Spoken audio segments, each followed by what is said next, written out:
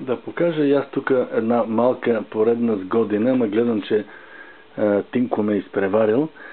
Ето, тая тук машинка е за обикновена машинка за копчета. Но аз се използвам за друго, защото за копчетата имам друга. Важното е, че това стъбло тук това стъбло много хубаво се движи вертикално. И тук да следваме надолу. Тинко, ето един съвет отдолу на долния чарк да си направиш нещо, което има дупка, за да може иглата да влая и да излая като това в онова. Понеже тук при мен това е на резба, някаква измислена резба от 7 мм.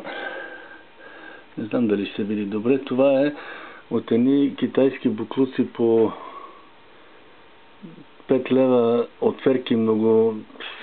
С цанга отпред и отзад има да се нанизват няколко вида отверки.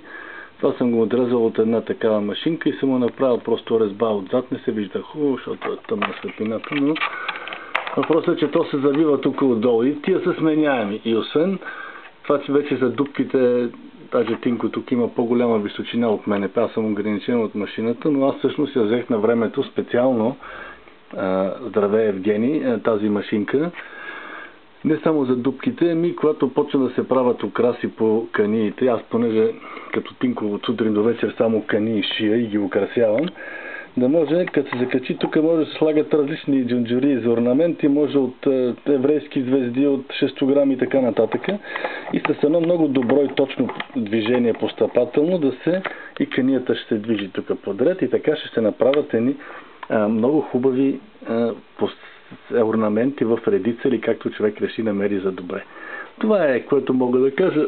Просто Тинко да си измисли начин да слага и да сменя различни неща, защото наистина по каниите могат да се правят хубави украси по този начин. Това е. Чао!